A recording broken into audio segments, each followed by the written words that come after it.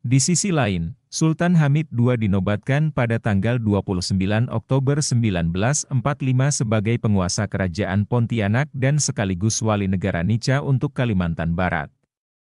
Kedudukan Sultan Hamid semakin kuat dengan dikeluarkannya Besluit No. 3L tanggal 30 September 1946 oleh Gubernur Jenderal Belanda.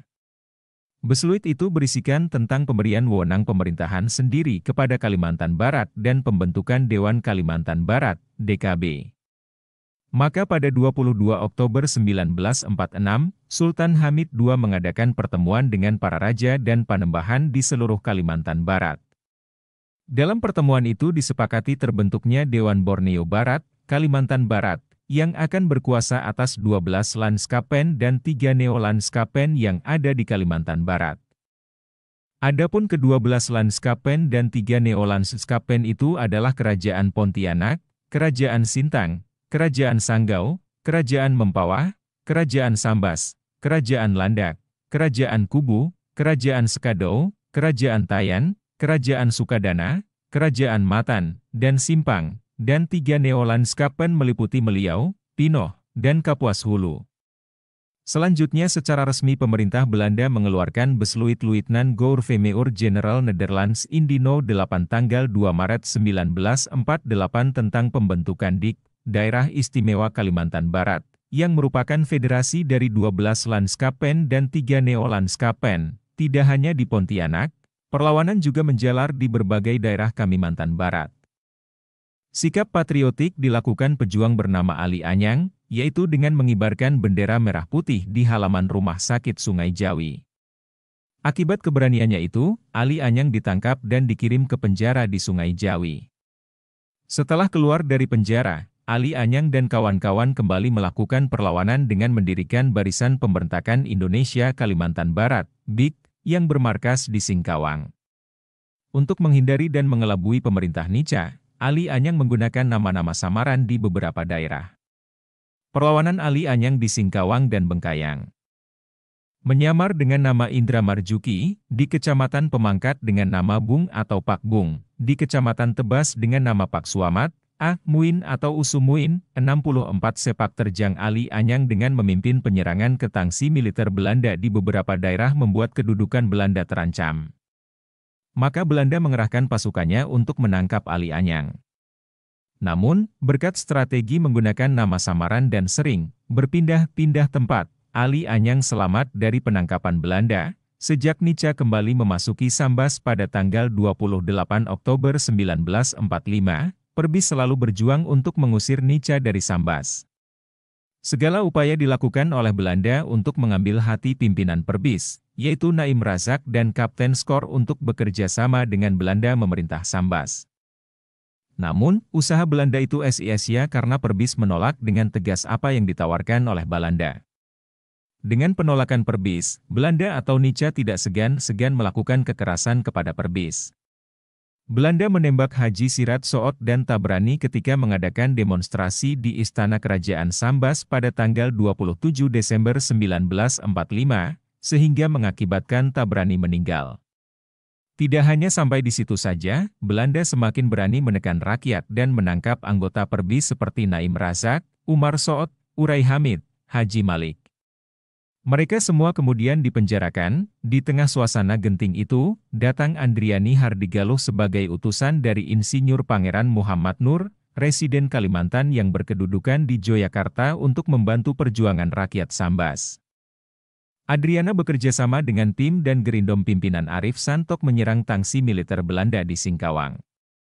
Dengan melibatkan para pejuang di Singkawang dan Pemangkat, usaha itu mengalami kegagalan, karena Belanda sudah mengetahui rencana tersebut sebelum dilaksanakan. Dengan kekalahan itu, para pejuang tidak berputus asa dan tetap membangkitkan semangat para pemuda. Pada tanggal 11 November 1945, para pemimpin mendirikan lagi organisasi antara lain PERMI, Persatuan Muslim Indonesia Sambas, yang diketuai oleh Haji Siraj Soot, Arif Satok, Fahrie Satok, dan juga Gerpindo, Gerakan Pemuda Indonesia. Pimpinan Tan Mot Saleh serta Persatuan Bakti pimpinan Naim Razak dan Samiri HN dan salah satu tujuan dari organisasi di atas adalah untuk memecah perhatian pemerintah Belanda. Sekembalinya para pejuang pemangkat dari Sambas, mereka ikut berdemo dengan para pejuang Sambas di Istana Sultan Sambas pada tanggal 29 Oktober 1945. Rombongan pejuang pemangkat antara lain Haji Judi Imran, Urip Mahmud, serta Mah Sambakar. Mereka pulang dari Sambas melalui Sungai Sambas untuk menghindari kejaran Belanda. Belanda datang ke Pemangkat menggeledah rumah Dain Harun yang dijadikan markas dari aksi pemuda Pemangkat dan juga ingin menangkap Dain Harun. Namun, sebelumnya Dain Harun telah menyelamatkan diri dibantu kawan-kawannya bersembunyi ke Singapura dan kemudian ke Tegal. Belanda hanya menemukan istri Dain Harun dan para pemuda pejuang dari kampung Sungai Kelambu yang didatangkan ABD. Mustafa dan Haji Saleh yang rencananya akan melakukan sabotase dan pencegatan. Namun, sebelum rencana itu dilakukan pihak Belanda sudah mengetahui, sehingga terjadi baku tembak yang mengakibatkan 2 orang pejuang tewas dan 3 orang luka-luka. Pejuang yang tewas adalah Johan dan Muhammad Bujang. Perjuangan tidak berakhir di situ saja, meski banyak para pemimpin mereka ditangkap. Sisa anggota aksi pemuda Pemangkat yang dapat menyelamatkan diri kemudian bergabung dengan BIK yang dipimpin Ali Anyang. Sementara di Bengkayang pada tanggal 16 April 1946 berdiri PORI, Persatuan Olahraga Indonesia, yang dipimpin oleh Uray Bawadi, Misni Gaffar dan Hakim. Tujuan organisasi PORI tidak semata-mata melakukan pembinaan kepada para pemuda di bidang olahraga, budaya, sosial ekonomi, tapi juga untuk mempertahankan kemerdekaan. Sebelum terjadinya pemberontakan di Pemangkat, di rumah A. Samad Mustafa diadakan rapat gelap yang dihadiri oleh beberapa utusan dari Mempawah, Semparuk dan juga Bengkayang. Namun rapat tersebut tercium pihak Belanda, sehingga terjadi penggeledahan tetapi tidak ada yang ditangkap. Untuk menghindari penangkapan Belanda, maka A. Samad bersembunyi di Sungai Pinyo, kemudian ke Anjungan, Sanggau Ledo, Bengkayang dan akhirnya ditangkap di Sambas dan dipenjarakan di sana. Kemudian A. Samad bersama kawan-kawannya seperti Munzili Nawawi, Alius Jamal, Lelek M. Rani, dipindahkan ke penjara Mempawah, Pontianak, Cipinang dan akhirnya Nusa Kambangan.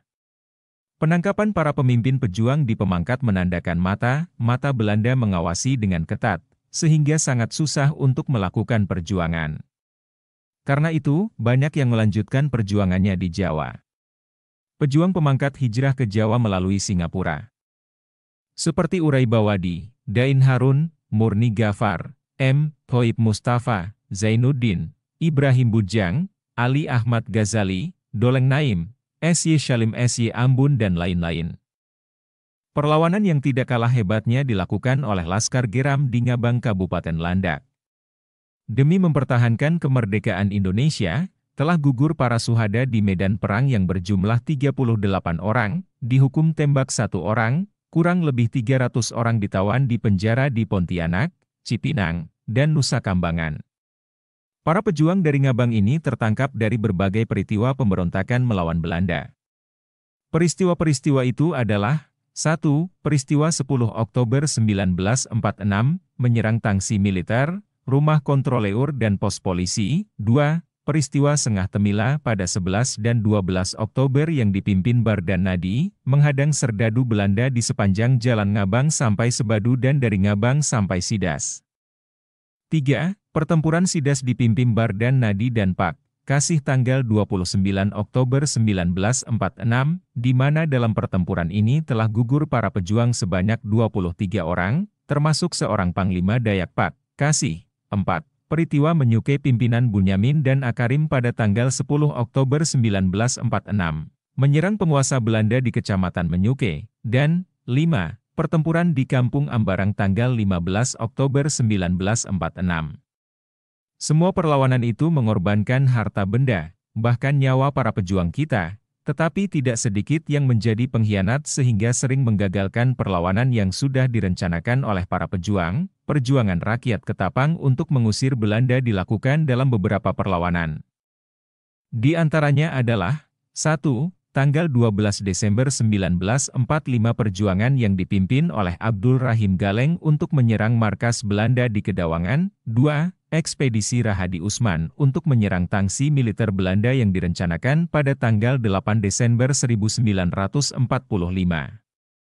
Tetapi sebelum hal itu terjadi justru Rahadi Usman beserta rombongannya mendapat serangan mendadak dari Belanda di markas air besar sehingga Rahadi Usman gugur dalam medan perang. 3. Ekspedisi kedua datang dari Jawa pimpinan pejuang dari Kalimantan Barat, yaitu Letnan Maswar dan Ahmad Zaidi Adrus pada bulan Januari 1946. Ekspedisi lain pasukan Sabibillah yang dipimpin oleh Husin Hamzah dan Firmansyah pada tanggal 2 Februari 1946.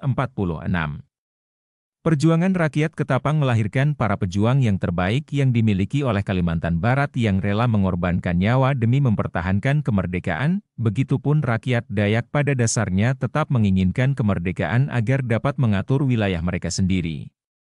Dengan kedatangan Nica yang menguasai kembali daerah mereka, maka rakyat Dayak mendukung perjuangan yang dilakukan oleh para pejuang Kalimantan Barat. Selain secara diplomasi, Mosi, para pemuda Dayak juga melakukan aksi penolakan dengan cara fisik. Mereka tergabung dalam berbagai organisasi pemberontakan yang banyak bermunculan di daerah. Di samping itu masyarakat Dayak juga membantu perjuangan di daerah dengan menyediakan logistik, dapur umum dan juga penunjuk jalan terutama di hutan-hutan tempat mereka tinggal. Berikutnya adalah pengalaman kota Sintang dan Nangapino. Kedatangan Belanda di Sintang berlangsung pada akhir Desember 1945. Dan Belanda langsung membentuk pemerintahan di mana Sintang dipimpin oleh seorang asisten residen Noukers dan untuk Nangapino dipimpin seorang kontroleur. Setelah beberapa saat di Nangapino, Belanda mengetahui keberadaan organisasi BOP yang dipimpin Ade Johan. Dengan segala cara, Belanda berusaha untuk berlaku kompromis dengan mendekati Ade Johan sebagai ketua BOP. Dan untuk menjauhkan Ade Johan dari kawan-kawannya yang tergabung dalam OPDM.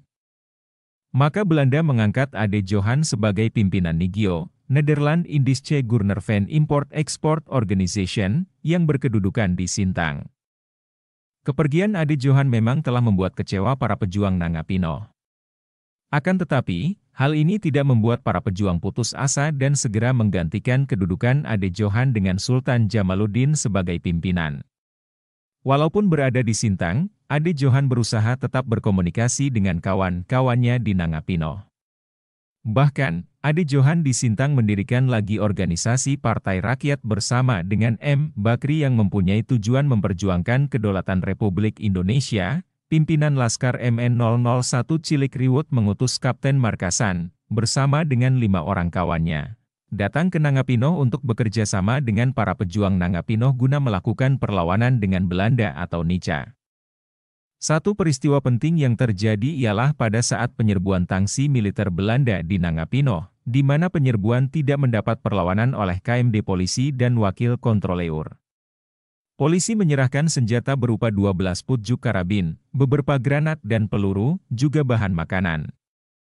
Kapten Markasan dan para pejuang dapat menguasai Nangapino setelah berhasil menangkap kontroleur I.J. Herman yang sedang melakukan tur ke Nangaserawai dan menawanya di Kota Baru.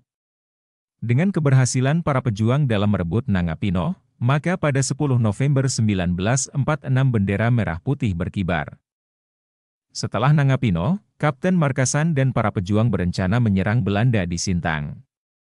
Pada tanggal 15 November 1946, Kapten Markasan, saat Aim Taib membawa pasukan ke arah Sintang melalui sungai, namun baru sampai di Kampung Kambut mereka bertemu dengan pasukan Belanda berjumlah 4 niruk bermotor.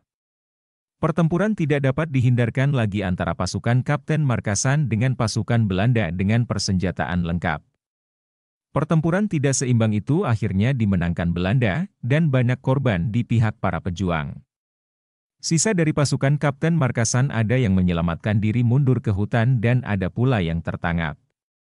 Tidak berhenti di situ saja, pasukan Belanda melanjutkan lagi perjalanannya ke Nangapino dan dapat merebut kembali Nangapino setelah dipertahankan para pejuang sampai titik darah penghabisan. Demi memperjuangkan kedaulatan negara Republik Indonesia, Sultan Jamaluddin sebagai pimpinan BOB menghimpun kekuatan dari rakyat, namun dia sadar bahwa kekuatan BOB tidak mungkin sanggup melawan Belanda yang bersenjata lengkap. Untuk itu, Sultan Jamaluddin bersama dengan Abang Patul pergi menemui Cilikriwut yang ada di Kota Waringin, Kalimantan Tengah, dan juga Kapten Mulyono, untuk berkoordinasi dan merencanakan penyerangan terhadap Belanda. Cilikriwut menyambut baik rencana Sultan Jamaluddin dan akan mengirim MN001 ke Nangapino. Cilikriwut sebagai komando MN001 membagi strategi militernya menjadi dua, yaitu sektor timur di bawah pimpinan Kapten Mulyono dan dibantu oleh Kapten Markasan dalam operasionalnya sehari-hari.